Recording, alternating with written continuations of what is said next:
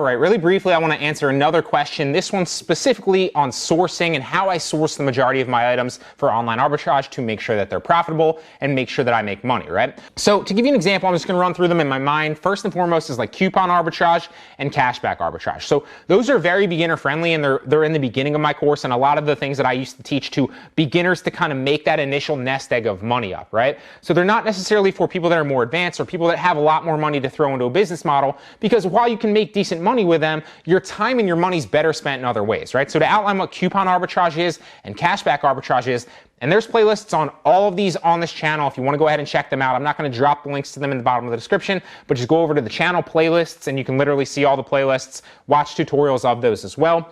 So cashback arbitrage, to give you an example, is like, say that this is a product on Amazon, right? Let's just use our imagination. This sells for $20, right? What I do is I literally buy this from Amazon, and then the seller sends me via PayPal whatever the purchase price was back, right? So this is $20 on Amazon. I pay $20 out of my pocket. The seller sends me $20, and then I'm into a product for free, okay? Every once in a while, you do have to pay a PayPal fee. So maybe you're paying like 50 cents to $1 for this actual product to your house after the fees. Some of them don't have any fees. Actually, a lot of them do. Some of them do. It really depends seller to seller and how they set their PayPal account up. So very, very cheap or free products with cashback arbitrage that way, right? The more products you claim, and a lot of these are actually cashback products right here. Boom, I just got a number of them. I just claim them when I'm bored or I'm like going through and editing videos, kind of listening to the edit. I'll just claim some cashback products, some coupon products, and then I come here when I list them in the morning and I work out, and bam, it's just free money for me, right? So I recommend that to a lot of beginners. A, because it's easy to do. You don't need a lot of money to get started, and you kind of use whatever money you have, whether that's $20, $50, $100 or whatever, and kind of build it, spend it into a bunch of products, and then get your money back and spend it into more products. And then as you list more and more products, you will have more and more products on eBay, Poshmark, and Mercari. I don't recommend that you sell them back on Amazon. And then obviously you can start selling those products off and build an initial nest egg of money, whether that's a couple $100 to, you know, probably like 500 to $1,000 is probably the maximum initially. Now you can make more long term if you decide to scale it up, but usually I just recommend it to beginners to kind of build that initial nest egg up, and then, you know, take that and invest it into a more scalable business, whether that's books or retail site sourcing with something like Source Mogul, right? Or if it's like wholesaler, one of the more scalable ones. Also liquidation, a lot of this stuff is liquidation. As you see here, we got like a bunch of, you know, liquidation clothes that I got for like 50 cents to $1 for them. Some of them I think I actually got for 25 cents, but that's not typical. Those are more scalable business models, right? So that's cashback in a nutshell. Now, coupon is very, very similar to cashback in that you're getting into a bunch of inventory super, super cheap. So for example, maybe I'm spending this same thing, right? In the coupon arbitrage model, goes for Amazon on $20, right? Same product, same price. But if I purchased it from a coupon site, what I would do is I'd go initially to the coupon site, get a coupon code for this product to maybe get it for 50 cents or $1 or $3, right? Let's use the dollar example, right? Because that's pretty typical. I go to the coupon site, I get the coupon code to purchase this for $1. I go to Amazon, I use the coupon code, I buy this to my house for $1, and then I don't get any cash back, right? I just use the coupon code to get it super cheap, right? In both of those models, I'm getting a retail product that's worth, you know, MSRP essentially, and what I can sell it for of $20, but it didn't cost me $20 or even near that to source it to my door, right? So that's kind of in a nutshell. Like I said, if you want more in-depth, you know, analysis and kind of like a whiteboard outline of how I actually perform these and how you can too, literally today, check out the free case study. It's 100% free. And then obviously that will outline that for you and you'll get a better idea of what those actually are, okay? So that's coupon and cashback. That's the first two ways, right?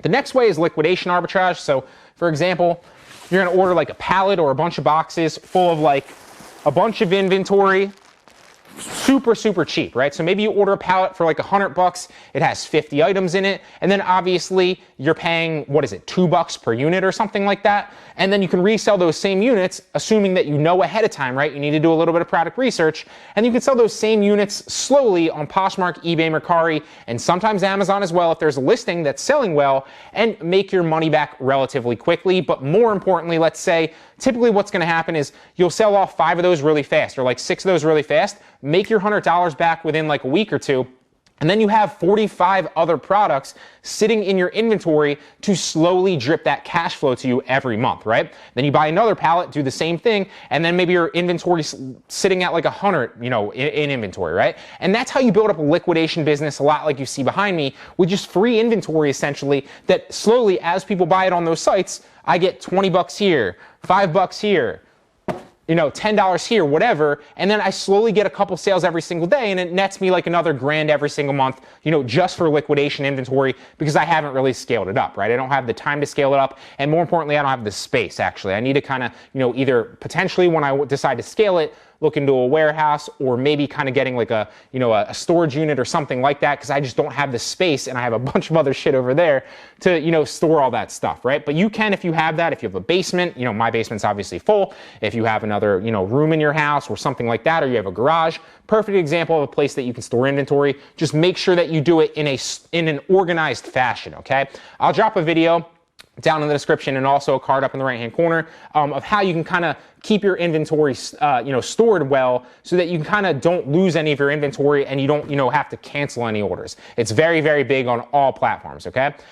So that's the third one, liquidation. Now the fourth one is retail website sourcing, okay? So retail website sourcing, I don't personally like to go out and do retail arbitrage at the stores, because I don't like to waste my time going out to thrift stores or going out to Goodwills or, going out to garage sales or anything like that, or flea markets, and waste my time going and finding inventory. There's nothing wrong with that. I just personally like to sit here from the comfort of my own home and source on those things, right? So retail websites, like a lot of people do retail arbitrage at like Walmart, or they'll go to like, what's another one that's big? TJ Maxx. There's a bunch of them, right? And they'll go and they'll scan a bunch of things at the store or in the clearance aisle and see if they can buy those super cheap, ship them into Amazon FBA, and make a markup and profit, right?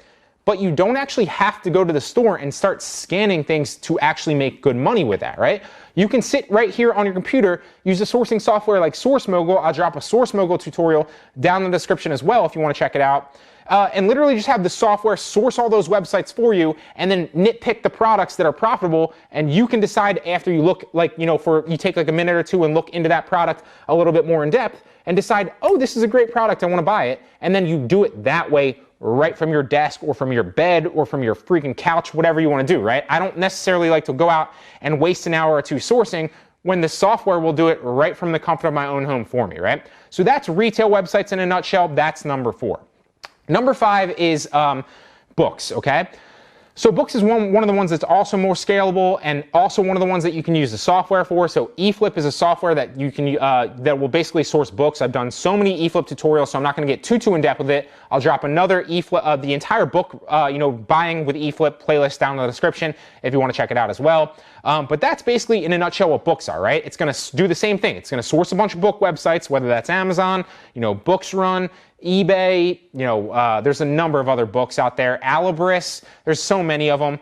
It's going to source all those websites and compare the prices of books on those websites to the Amazon Prime buy box price, and show you and shoot you out book leads, I like to call them, that you can buy from one place, ship into Amazon FBA, and make a ridiculous markup and profit, okay? So that's number 5, that's books. Number 6 is wholesale. I'm not going to get too in depth with wholesale, because it's literally the same exact thing in a different model than the books and the retail site sourcing. But wholesale, you're buying from legitimate distributors that have wholesale products to their top brands, okay?